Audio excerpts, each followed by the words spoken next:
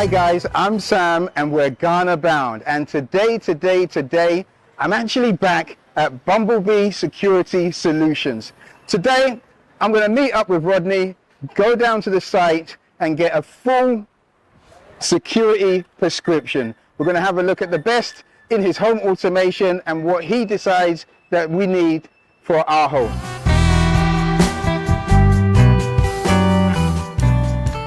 Hey Rodney, yes, how you doing? Sam. Back again. Well. It's been a long time coming. I'm so excited since our last visit, and I did mention we had our own build. Yes. And today we're going to get our prescription for the security needed in our home. And yes, I'll be glad to help. Awesome, and hopefully we can maybe map out some cheeky home automations and get the infrastructure ready. Yes. Excellent. Yes. So for a good security system, where does it all start? I mean, we've spoken about always starting at the gate, making sure you have a strong, firm gate paired with a gate motor. So we have a few options here. We have the D5, all made by Centurion. It's a very good brand. It's a South African brand, but I would say one of the best in the market. Okay. If installed properly, it can last you years. We have a customer who had the motor even way before, and he's had it for about 17 years. So wow. I would say proper maintenance, proper installation, everything should be fine, and you have a good motor. So we have the D5 and then the D10 Smart. So what's the difference? The difference, they both carry different weighted gates. So for example, the D5 goes a maximum of 500 kilograms, and then D10 does about 1,000. So it all depends on the size of your gate, how often you're going to be using the gate, for example. Yes. So is this like the swing out or the sliding one? No, this is the sliding one. Okay. Yes, we do have the swing out ones as well. Not here, but yes, that's an option too, huh? Yes, that's an option. Fantastic. Yes. And you said smart. Yes. On the D10. Yes. What is that? What's the added smartness to that? What that means is it comes with an inbuilt Bluetooth connection, which means if you're in close proximity to the gate, you can use your phone through the Centurion app to open and close. But then again, we have alternatives to that where we're able to give you control way beyond Bluetooth. Okay. Meaning you might even be out the country and you might want to let a family member inside remotely, and you can do that from your phone. Yes. All these different apps and all these different hubs. Are you sure we can get them speaking together? Oh yeah, definitely. Definitely. One of the ways would be Alexa, for example. Alexa is very smart, able to kind of create the perfect ecosystem for all the different brands you might have. So let's say you bought a few products here and there, and you want to add more things, we can add everything through Alexa. And fantastic. Let's put that in the bag. Let's go. Take one of those home. Okay, definitely. What's the next step?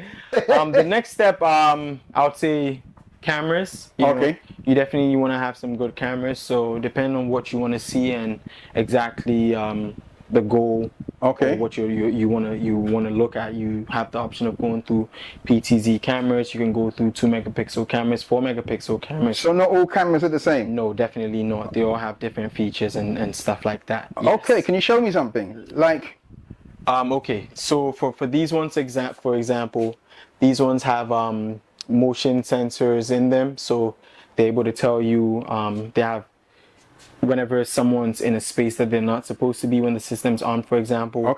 It would actually pick them up. Some of them have facial recognition where they're going to pick up the faces as well and save it in the system and send you a notification which you can go through and kind of see who's there. So I've seen with this one right here, this one has human and vehicle detection. So basically what this means is you can have it in an area where anytime there's a car parked there, you don't want people parking in front of your shop or stuff like that. You can have it there and it will let you know anytime there's a human or a vehicle in the area. So literally you send you an alert? Yeah, instantly on your phone. More complex ones have license plate recognition. And what this does is any car that goes through it, it just scans the license plate. If it's an authorized vehicle, then you can do additional automations like unlock the gate and stuff like that. I mean, these all kind of lead into, you know how you have all these traffic cameras that are able to give you a speeding ticket when you go. It's the same system. It's just triggered to, for example, take a picture, and then process your license plate into another system, which will generate the ticket. So it's all what you want to achieve. So if I have this other one here, I can tell if they're parking in front of my gates. Definitely. All right. Get the boots and charge them. Exactly. You can definitely do that. Yes. What's something like this? I know it's a different shape, but is it essentially the same camera, or is it totally different? Not totally different. It's essentially the same camera. This is these are known as bullet cameras. Okay. And these just give you a different angle than what a turret or a dome would give you, for example. So these are meant for more narrow spaces. So let's say the back of the house, or you have the side of the house. This is the kind of camera that you would want to put there. These come in 2 megapixel, 4 megapixel. They're also very different. Some of them have the facial recognition, license plate recognition, and stuff like that. Yes. So when does the megapixels become important? I would say you definitely want to consider the megapixels when you have a much bigger space and you have some distance, between the camera and what you want to see. Okay. The higher the megapixels, then the more quality you have. You can zoom in and still see a lot more. Fantastic. Yes. Now all of these things must go back to a box. There's always a black box somewhere. Yes. What would that be called? What is that doing? That's the NVR. So you have an NVR. That's what that houses your storage, your hard disk, for example. Okay, yep. So that's the part of the camera system that you want to make sure is very secure. Right. Because that's what has all your footage of anything that might have gone down. So that's why anytime we do this, we always make sure it's in a very hidden place where only you might know. So it's not going to a cloud. All the footage is going to this box. It's all going locally in a box, maybe in a server room somewhere, and it's also locked in a rack. Okay. Yes. So you showed me all of these are wired, right? Yes, these ones are wired. Yes, wired to this black box. So when does a wireless? I think that looks wireless. It's got some antennas on it. When does they come into play? So the wireless ones come into play when, let's say, you're done with construction and you don't want too much chiseling done. Mm-hmm. So you can get a wireless system that you might have to provide just 12 volts power to it. So once you provide power to it, it can be from any socket that's nearby, and then the rest of the footage will be sent to the black box through Wi-Fi, for example. Okay, so that's still local. It needs Wi-Fi, right? It's okay. It's a little bit of a hybrid. Yes. Got you. Yes. So you wouldn't really have all of one type of camera in your system. You might have a mix or something. Exactly. You might have a mix. And then we have some of these ones as well. These are completely wireless cameras. These are battery powered wireless cameras. So on a full charge, depending on how much traffic you have in the area, you can get anywhere between, let's say, 3 months to 6 months on this. So if you don't have room for any type of chiseling or cutting or anything, you don't want to run any cables, this would be the solution for you. Only drawback is you're gonna have to take it down, charge it every couple of months and stuff like that. Okay. So that looks like an indoor camera, or no, this is indoor and outdoor. Really? Yes. So it does perfect in the rain and sun and everything. Okay. So chiseling becomes an issue because the way we build in Ghana, we use blocks, cement blocks. Very heavy. We don't have voids that you can run cables in and go behind the plasterboard. So I think our development, our project is at that right stage right now because we've put all the blocks up, we've got the roof on, we're starting to get the electrics in. Would that be the good point? Perfect point. Whenever the electricians are running all their pipes and stuff, this is a good time, just to make sure all the pipes are running the right way, you're not crossing over each other, and then it doesn't become a problem when it's time to screed, because then you have certain pipes in on top of each other and stuff. So that's the perfect time to make it thicker, right? Yes. Okay, so as things are right now, I have to go all the way out to the front gate to find out who the heck is knocking on my door. How can you help me on that one? It's funny you said that. Or the kids that they knock on your door and then just dash. Yes, exactly. So for that, you can use an intercom system. Works perfectly. It's just another camera in your house, so it's something that you can watch on your monitor or your TV with the rest of your cameras. Got it. So we have something like this. This is the outdoor unit. This sits outside. And if there's a visitor, they're going to ring right here, and it's going to send it into into the indoor unit and your phone as well. Fantastic. There you can talk to them. If you want to unlock the gate, you can unlock it. If you don't want to, you don't have to. I can just look at them. You can just look at them and they wouldn't even know you're looking. Click it back over to the TV. Exactly. Exactly. So I have some bits and pieces that I've been buying. You know, as the money comes, Of course, I get another little shiny. add a little here and there. Yeah, of course. That's always a good So way. we can integrate these different things, or is there a downside?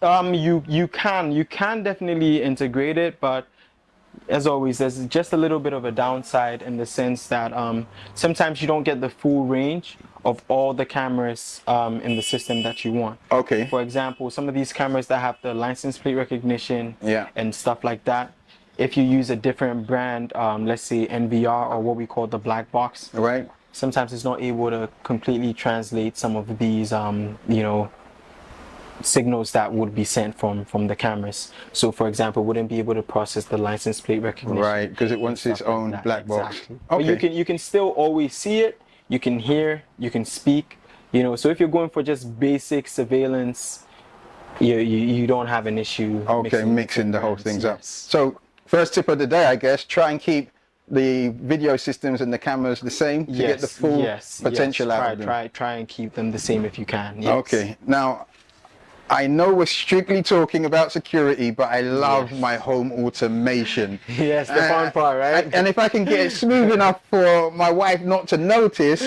I can, you know, maybe there's an automation there that I can say for security. Yes. What have you got? I mean, we as far as home automation, you still have video doorbells, cameras, and you know, usually for the inside of your home, we've discussed nanny cameras and stuff in the past. Okay, yeah, we have. You know, you can have some of these smart home cameras in there that kind of tie into the whole smart home ecosystem. For example, if you had some of these cameras indoors at any point in time on any you know, Alexa enabled TV that you might have, you can always say something like show me the living room, show me the nanny cam and stuff like that. While you're away. Exactly. And it will easily just pull it up for you on your phone and whatnot. Yes. Well, you've got more stuff than just cameras here. You've got, what's this, an air quality monitor? Yes, we have presence sensors, we have water detection sensors, we have vibration So if I have a sensors. leak, which we've had a few in the past, yes, I could get a warning about that while I'm out. Instantly get a warning. We have smoke detectors that have 10-year lifespan, so you know. Okay, you said motion detector, and then you said, what did you say, presence? Presence sensor, yes. Yeah, so what's the difference between the two? Okay, so a motion sensor is more one-dimensional in the sense that it works as a motion sensor anytime it detects motion. It can run an automation or it can let you know. Okay. A presence sensor is more like a cluster of motion sensors.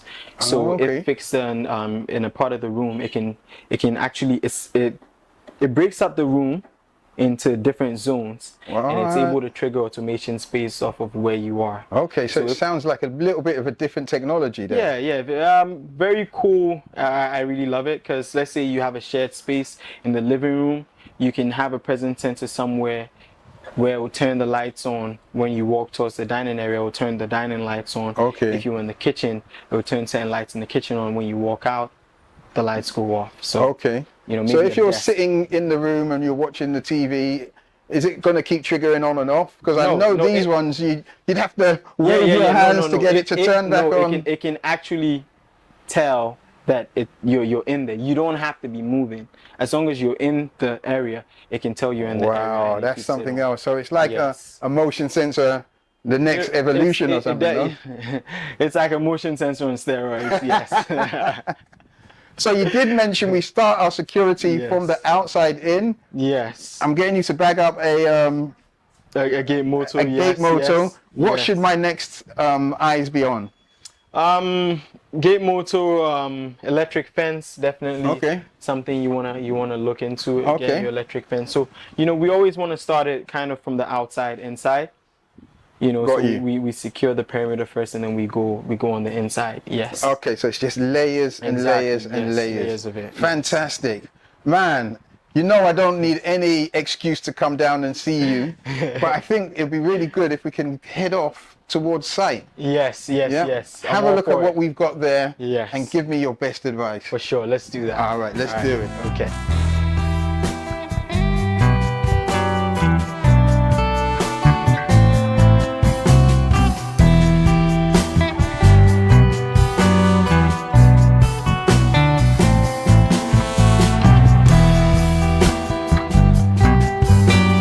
You go for it.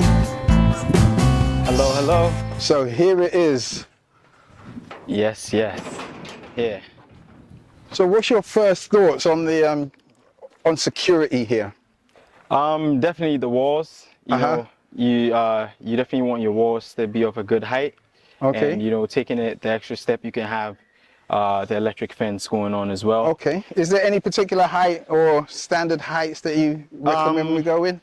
Most of the ones you'd see around go anywhere between 7.5 to maybe 8 feet. 8 So feet. Okay. I think that's the perfect height, and that's going to fit with whatever gate you have. as Okay. well. If you have an 8-foot gate, perfect. Excellent. Yes, So yes, yes. for now we're putting the filler in. This ground level is going to go up. So I'm going to have to put a few feet on top of these fences, huh? Yeah. And yeah, then definitely. the energizer and electric fence. Everything hidden inside, safe, you know, and all these things can be integrated with your smart home as well. Right. So you can have Alexa arm the system, disarm the system, whenever you want, Just- and on your phone as well. So pretty. Man, I want Jarvis. I Yes, want yes, Jarvis. Isn't that what we all want?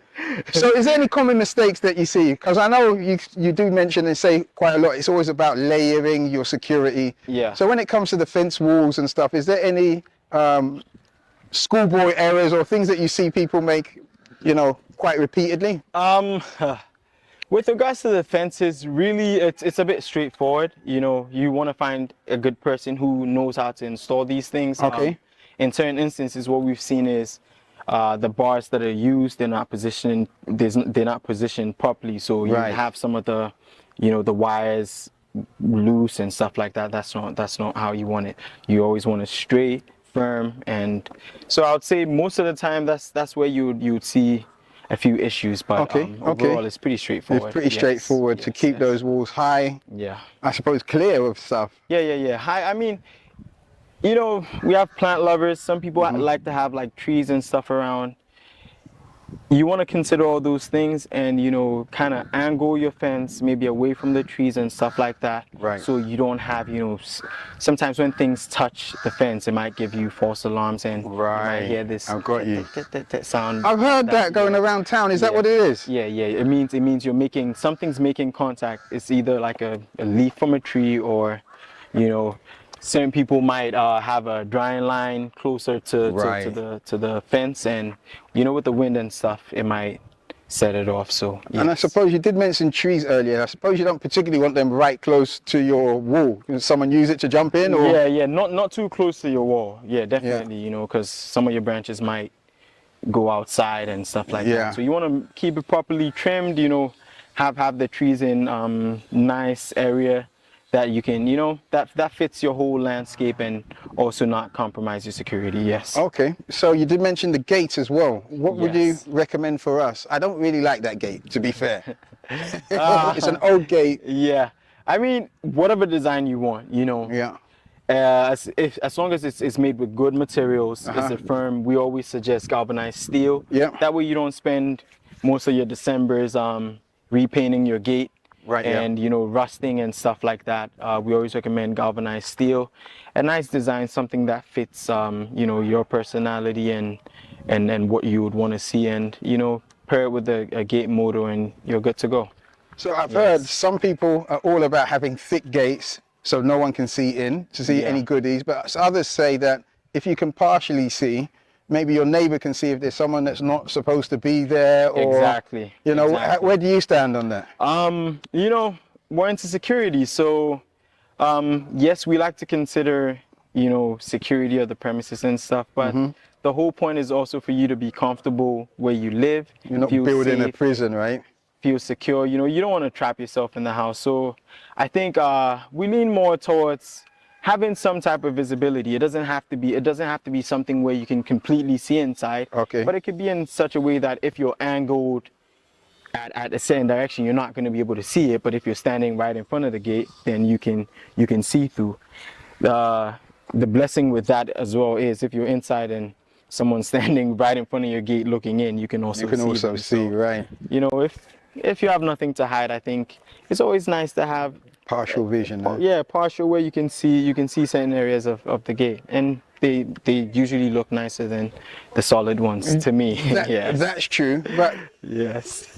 let's have a look at that, because you could have a camera there. Is now the right time to talk about cameras? Yes, definitely. You know, always aside your intercom system that you have there, you can have a camera that's, you know, just looking outside your gate. And it's also good for your neighbors as well. Right. Let's say something happens at your neighbor's house, you want to be able to be of help and, you know, give them some footage of what might have happened in the shared street. Yes. Because here in Ghana, is it okay? Because I know outside, if you have cameras, they've got to be just on your property. They can't be seeing the peripheral. Do you know if there's anything like that in Ghana, or are we just free to? Yeah, I mean, obviously you don't want to be pointing your camera in your neighbor's window. Yeah, definitely. But you know, as far as Ghana, I think you know, it's the community is always looking out for each other and stuff like that. So if you have a camera outside that doesn't seem to, you know, you don't look like the nosy neighbor who's trying to spy into someone else's house, and it looks more like, oh, you're just giving some visibility. It's I think it goes well. And I would say with the, you know, introduction of all these Ring cameras and intercom systems, if you have it in front of your door, you're definitely going to be capturing your neighbors. Yeah. You know, with these intercom systems that we have, the fisheye view that you have easily captures about 5 houses opposite you. Right, So I got you. You do see So a we'll lot. just carry, Yes. Okay. I mean, nowadays cameras can do all sorts. Yes. And you see in the movies where they say enhance, and they cut them in. Is that really true? Definitely really true. Cameras have like facial recognition, they have license plate recognition, and how all of these things tie into automation is that you could have a license plate reading camera out there, and you tie it into your gate motor, for example, with the rest of your alarm system. And what happens is anytime you pull up in front of the house and the camera recognizes your plate, it can open the gate. So it's not one type of camera does everything. There's specific cameras, right? Yeah, specific. You know, specific cameras. So depending on what you want, if you know exactly what you want, I would recommend you go in for the exact camera that fits your needs. Right, so fitting the right camera for the right job. Exactly. Okay. Yes. So how do you, let's have a look. We've got a big space here. Where does your mind go to for the first part when you're talking about setting up a camera system? Setting up a camera system for where we're looking at, you can see the house faces the yard nicely. So you have, when you're in the house, you can see pretty much all sides of the house, the front of the gate. So I would always say that we should put, you know, it depends on the budget as well. Okay. But if you can afford a PTZ camera, those are the cameras that move. They move left, right, up, down. You can hear, you can talk through them as well. Some of them have facial recognition. Right. So if they don't identify someone on the property, it can send you a message to let you know there's someone on the property and stuff like that. I would recommend we have one up there. Okay. You know, in the corner. Top right. There. Okay. Yes. Nice high. That can see everywhere here. Got you. You know, and it could go left, look behind the house. It could go right. It could zoom in. I think it's a good place to have a camera to be able to see everything that we have in the yard. The next place I would say would be right here. Okay. Somewhere here on the pole that we have here, and you know that kind of reinforces the camera that we have on this side. Okay. You're using a PTZ, so you might have it patrol, you might have it look in this area for 10 minutes, look in this area for 10 minutes. This would be a good one to constantly focus on the yard. So that looks down over everything. It looks down over everything. Okay. It sees this camera as well. So if anyone's even trying to tamper with this camera, you can see from, you know, so the cameras kind of watch each other's Watch back. each other, right. Exactly. I've got you. Yes. Okay. So having a look here. So we've already got one up there that you recommended.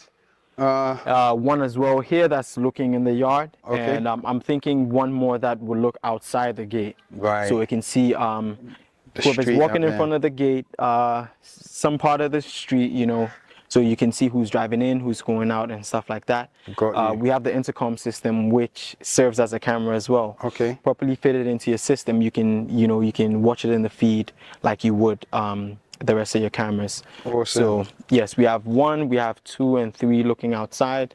I would say the back of the house. The back of the house is always a good place. You don't want to have blind spots there. Right. That way, you don't want someone, for example, flipping the wall, coming in, and you don't see any of that in your front cameras. So we would always recommend that you have cameras looking at all sides of the back. So we have 1 on this side, and then 1 on this side, and we're covered. Whew, we're racking up the cameras, huh? Yes. So right there, we're at 5. 5 already. Yes, Okay, we're we've got five the front door, Yes. or the front gate, should I front say? gate. 1 looking over the street. Yes. 1 looking over the yard. PTZ over PTZ here, yes. looking, scoping round. Okay, Yes. well. So we're at 5, but Okay. that's not it. Generally, I mean, 4 cameras is good. Uh-huh. But you definitely would have blind spots, especially with these new buildings that we have. They're not just boxes, Right. So they have all these different edges and stuff like that. So it makes 4 cameras a bit short sometimes, but like I said, it all depends on the budget and the specifications of the cameras that you want. Nice. If Okay, you got, I hear. If you got a 2 megapixel camera, for example, it might be cheaper than a 4 megapixel camera. So why would I pick in this day? Wouldn't I always just want the most megapixels ever? What's the difference? The difference, it's all in the quality. Right. But just like our phones, same people want to see better pictures on their phones than others. Others are like, okay, I can identify the person, that's fine. Right. The higher the megapixel, the more detail you can see in there. 2 megapixel cameras, perfect. You can see everything. Okay. But maybe distance, zooming in and stuff like that, then it becomes a bit of an issue. When you zoom in, you might not be able to see. Exactly, because it's like a digital zoom, so Okay, it only got just you. blows up the megapixels. Yes. Okay. Well, that's awesome. Let's have a look inside. Okay, so as we go in, Yes. what should we be thinking about in terms of the internal cameras? What are we trying to cover? So as far as inside, we have a lot of issues with privacy sometimes. Yeah. So it all depends on what you want and how much you want to see. But generally, what we recommend is you have it in more public areas of your home. So like your hallways. Okay. You can put one in your living room if you want to. If you want to have some in bedrooms, same people want to put cameras in bedrooms. It all depends on you, But it's Okay. It's not the best. It's not the. For us, we wouldn't recommend doing that unless there's something you want to see in there. That's a really good point. When it comes to security, if I have these cameras here and outside, can anyone just hack into them like in the movies? No, it's not as simple as you'd see in the movies where someone just sits behind your house and does a few things. So as far as camera systems and basically smart home systems, all these things are contained in a local server. So what happens is, for example, the server in Ghana is not the same as the server that you would get in China or in the US. So it's very localized. No one can just hack into your system. And another thing is, it's all built off of your local internet that you have in the house. Which means is, what that means is, even as an installer, I can't just log into your system. I would have to be in your home, connected to the same local area network to be able to go in there and make changes to it. So then that means that I can have a system that is it's not talking to the outside world. So literally there is no connection to the outside world. Exactly, there's no connection. It's literally just sitting there, and that's something that you want to watch. But with everything that hits the internet, there's always a little bit of, a security concern. Right. The best way is always to have it local, like we said, where you watch it at home, you watch it in your stuff, and then you're good to go. But when you have things going off of the internet, then you kind of have to trust the brands that you deal with. That's why you go, you do good research on the brand that you're using with, see how data privacy and all of that functions with it, and then you make a decision off of that. So that's the 2 main choices: either having accessibility from outside the home, which then opens like a key, I suppose. Yeah. You can pick the lock, or you can not have a key. Exactly, and then no one's gonna. But you can't get in. Exactly. All right. You know, so it's pros and cons. It depends. I'm going back to where I belong.